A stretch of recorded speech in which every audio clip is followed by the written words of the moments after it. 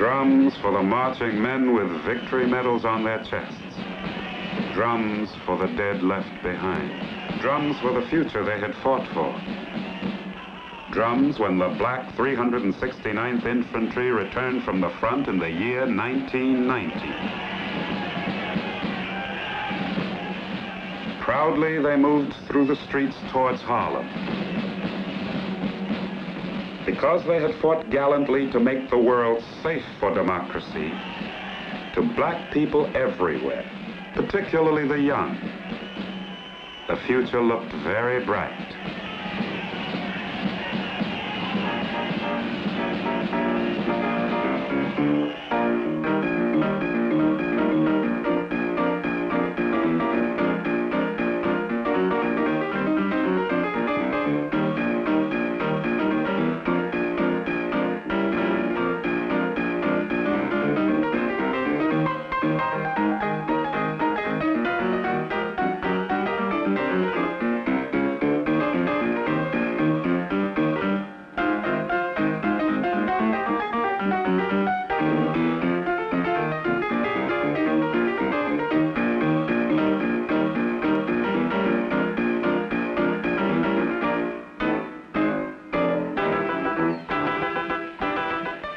Harlem, 1920. A little more than 600 acres of land. Hundreds, thousands of black people were coming here, particularly from the rural areas of America. A few brought memories from Africa. The Indians were here first, then the Dutch took over. Then came the English, Irish, then the Jews. But then the blacks started moving in from other parts of New York City, and the whites began moving out.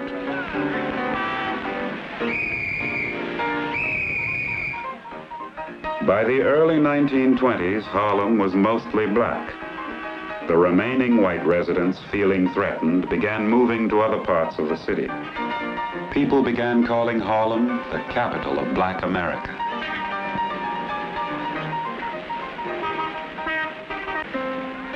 During the 20s, there were roughly 200,000 black people living in Harlem. A few lived in stylish splendor on 138th Street in houses designed by Stanford White. Unable to break down the walls of discrimination that separated them from the white middle class, they formed their own exclusive clubs. Some were pace-setters of elegance and fashion in the community.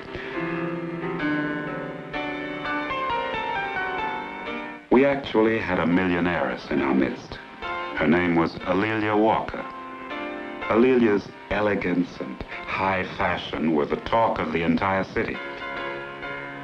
She entertained royalty, high society, and the leading figures in the black community at her Harlem townhouse, and also at her palatial mansion at Irvington-on-the-Hudson. But Alelia Walker was one in 10 million.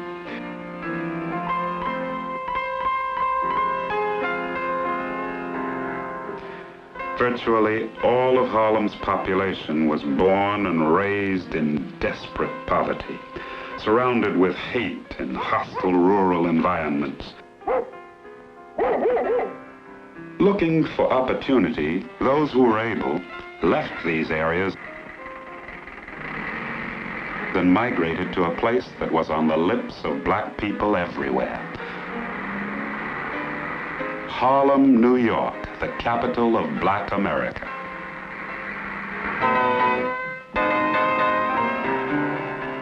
In New York, we found greater freedom than we had ever known. Even though there were places blacks could not go to eat or live, even though it was a little more crowded than back home, black men and women could walk the streets here unmolested. During those days, we strolled a little more than most people. Any time of day or night, you could see young and old strolling up and down Lenox and 7th Avenues. In those days, Harlem was one of the nicest parts of New York City.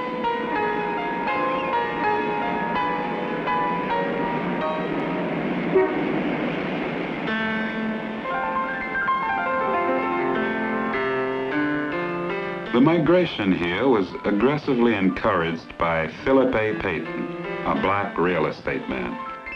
We owned most of the homes in Harlem. Even some of the businesses were black-owned. But like today, most Harlemites worked in menial jobs for white people downtown. We cleaned stores and other businesses, were porters, bootblacks. We ran errands, we waited on tables. We dug up streets and filled them up again.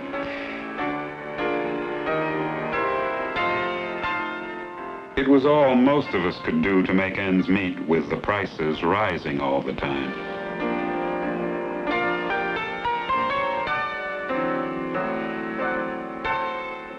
A lot of talented people were coming to Harlem in those days. This photographic studio on 135th Street was owned by a young photographer who took pictures for all occasions. He was a man of many talents, a Renaissance man. His name, James Vanderzee, a prime contributor to what has been called the Harlem Renaissance. His legacy, thousands and thousands of pictures. Pictures of little boys.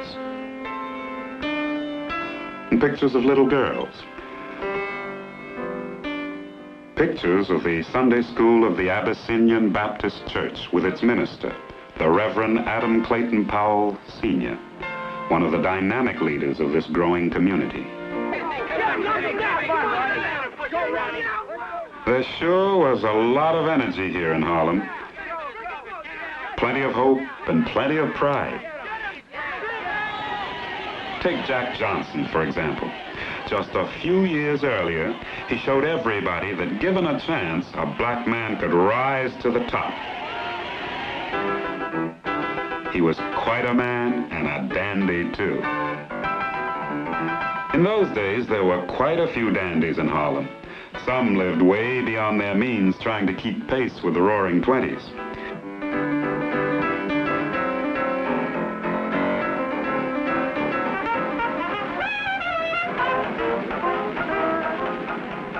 At night, the white dandies came up from downtown to enjoy the sights and nightlife and dance all night at places like Connie's Inn and the world-famous Cotton Club. The orchestra at the Cotton Club was headed by another talented young fellow, Edward Kennedy Ellington, or the Duke. He was the jazz man of the Harlem Renaissance. Yes, there were a lot of talented black people coming to Harlem in those days.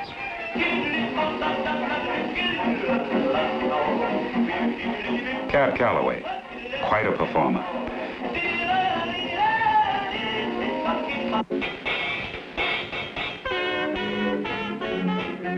And those beauties in the chorus line like Josephine Baker and Ethel Waters, they really had the town talking. Places like the Cotton Club catered exclusively to white patrons.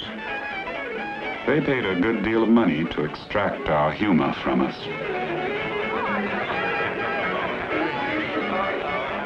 Because my mouth is wide with laughter and my throat is deep with song, you do not think I suffer after I have held my pain so long. Because my mouth is wide with laughter, you do not hear my inner cry. Because my feet are gay with dancing, you do not know I die. A poem by Langston Hughes, a talented young Harlemite. But white America wasn't listening. They had come to Harlem to be free, to let their hair down, to frequent a world quite different from their own. They liked one of our dances in particular. We called it the Charleston. They took it downtown, and soon it was all over the country.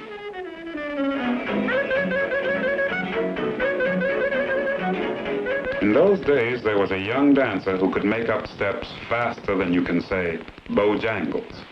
His name, Bill Robinson. Burt Williams saw him dancing out in Chicago and brought him here to New York. Even though Burt Williams' famous partner, George Walker, died a few years before, in 1920, Williams was still one of the greatest comedians in show business. Williams always wanted to be a serious actor on the American stage, but white Americans wanted him to keep them laughing.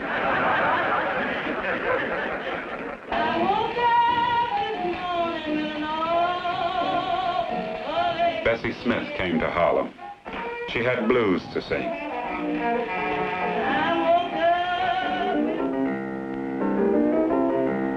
There were other songs, too. Songs written by Fats Waller and Andy Ratzak. A renaissance was in the air in Harlem. In these 2 square miles of land, there were countless community groups, symphony and popular orchestras like those of the Clef Club, cultural societies, black motion picture companies, and theater groups like the Lafayette Players. In 1921, the most exciting legitimate show to open on Broadway was the all-black musical Shuffle Along, the hit of the season, written by Flournoy Miller and Aubrey Lyles. The show had a carload of hit songs by the prolific songwriting team of Noble Sissel and Eubie Blake. And just like honey from the bee, and those quaint. The first musical comedy to use a dramatic storyline, Shuffle Along revolutionized the musical on Broadway. Even most musicals today are based on its pioneering format and style. It opened up opportunities for lots of newcomers. People like that young football star, Paul Robeson, who later became a world-renowned actor and singer on the American stage. And then what did she say? What'd she say, baby? Shuffle Along had a number of stars, but the most dazzling of them all was Florence Mills. Now I've got the gypsy blues, and I'm sorry that I did refuse. But there was another side to Florence Mills. Another side to the cast of Shuffle Along, the band of Duke Ellington, to all the talented black artists of the 20s. Another side to the happy people of Harlem. The side that looked at death, violent death, and mourned.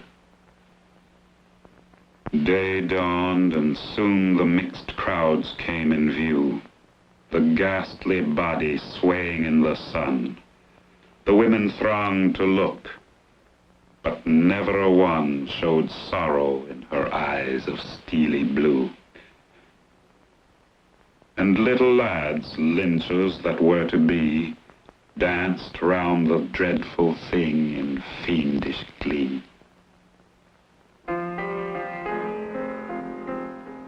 There was a lot of talk about the young poets who had come to Harlem and who were expressing what people were feeling about the lynchings in America.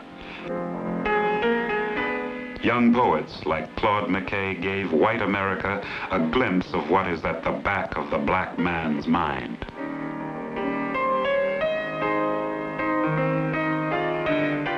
If we must die, let it not be like hogs, hunted and penned in an inglorious spot, while round us bark the mad and hungry dogs, making their mock at our cursed lot. If we must die, oh, let us nobly die, so that our precious blood may not be shed in vain. Then even the monsters we defy shall be constrained to honor us though dead. O kinsmen, we must meet the common foe. Though far outnumbered, let us show us brave, and for their 1,000 blows deal one death blow. What though before us lies the open grave? Like men, we'll face the murderous, cowardly pack, pressed to the wall, dying, but fighting back.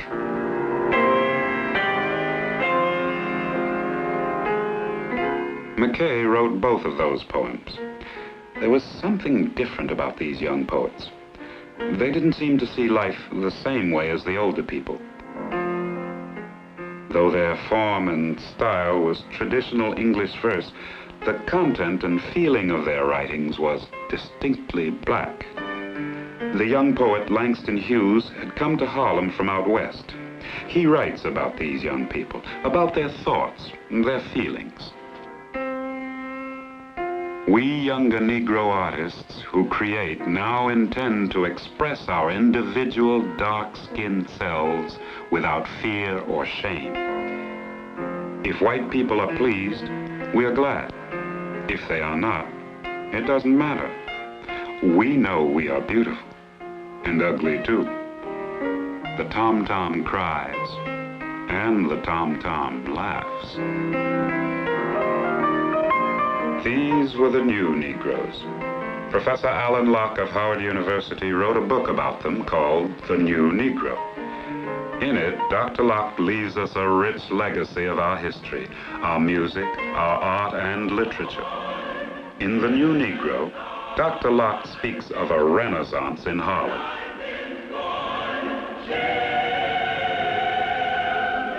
Many outstanding people are represented in its pages. People like Hall Johnson, musical conductor. Anna Bontemps, poet. Aaron Douglas, painter. Walter White, writer and undercover operative for the NAACP. Richmond Bartet, sculptor. Augusta Savage, sculptress. W.E.B. DuBois, philosopher and activist. Arthur Schomburg, historian. Jessie Fawcett, novelist. James Weldon Jonson, poet, author, and head of the NAACP. And Rose McClendon, a leading actress of the Lafayette Players.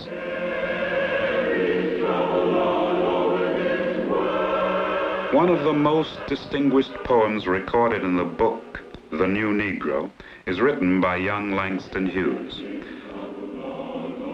After roaming the black communities of America and the rest of the world, working on freighters, waiting on tables, he captures the essence of the black experience. I've known rivers. I've known rivers ancient as the world and older than the flow of human blood in human veins. My soul has grown deep like the rivers. I bathed in the Euphrates when dawns were young. I built my hut near the Congo and it lulled me to sleep. I looked upon the Nile and raised the pyramids above it.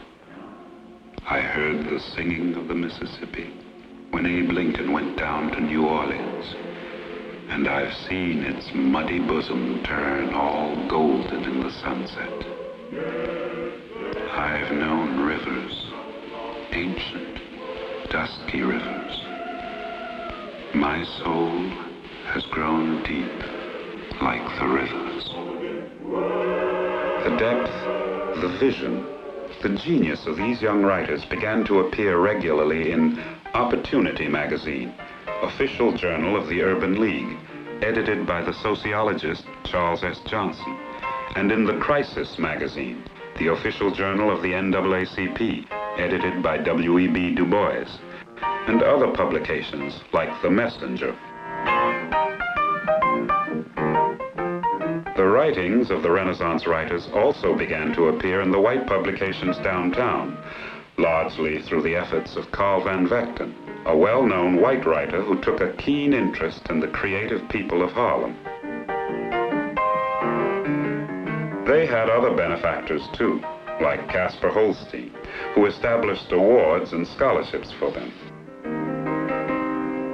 But perhaps the man whose activities most benefited these creative people was Arthur A. Schomburg, a black Puerto Rican, whose library collection of books and manuscripts on Afro-American and African history is the most extensive in the United States. From their study there, our Renaissance writers began to ask new questions, like those posed by the brilliant young poet Countee Cullen. What is Africa to me? Copper sun, or Scarlet Sea, Jungle Star or Jungle Track, strong bronzed men or regal black, women from whose loins I sprang when the birds of Eden sang. One 3 centuries removed from the seeds his fathers loved, spicy grove, cinnamon tree. What is Africa to me? What were the forces behind this surge of creative activity? These writers' works covered many themes. Understandably, the major recurring theme is race. Their preoccupation with race did not develop overnight. The burnings, the massacres, like this one in East St. Louis, these scenes were branded on their minds forever. The East St. Louis riots occurred in 1917 while the brothers of some of the Renaissance artists were overseas, fighting a war to make the world safe for democracy. Some of the writers marched in the famous silent protest parade that took place along Fifth Avenue. The marchers, 15,000 black people. This parade was our protest against these massacres. Because of the hostile racial climate of America, the silent parade was indeed a courageous act.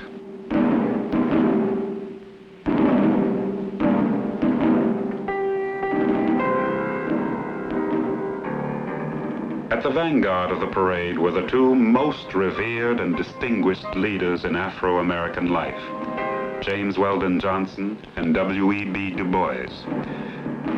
These 2 men were a continuing source of inspiration for the young Renaissance writers. They provided them with leadership and examples of scholarship. Their writings nourished the minds of these young artists. Working out of his office at the Crisis magazine, Dr. Du Bois created an unending flow of information on the black experience. His book, Souls of Black Folk, was required reading for the creative talents of the Renaissance. The distinguished poet, writer, and head of the NAACP, James Weldon Jonson, was the idol and mentor of many writers, artists, and young musical talents like the tenor Roland Hayes, who looked to him for encouragement. One of his most outstanding books was Black Manhattan.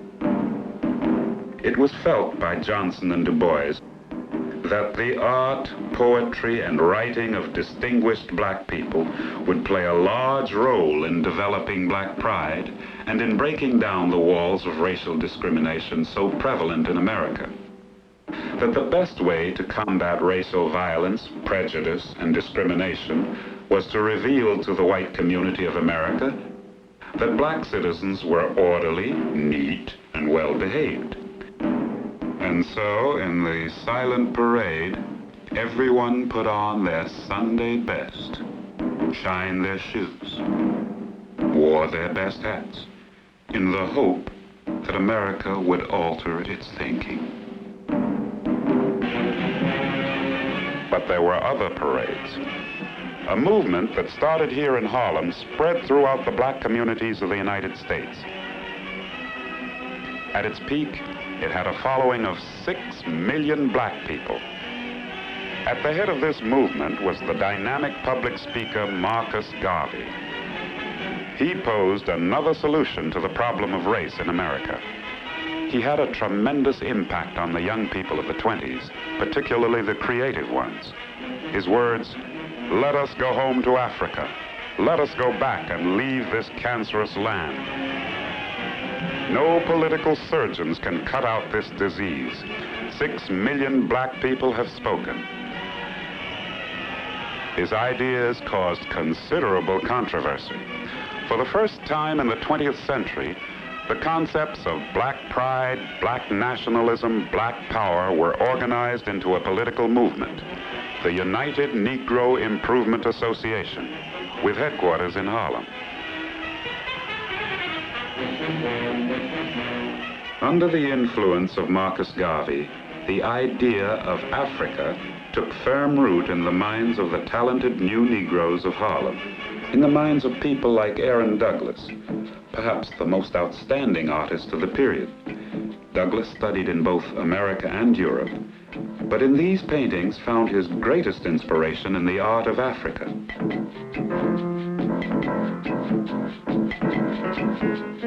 More than any other artist of the period, his work symbolized the growing significance of Africa to black people. Equally important, his work reflected the spirit of the Renaissance.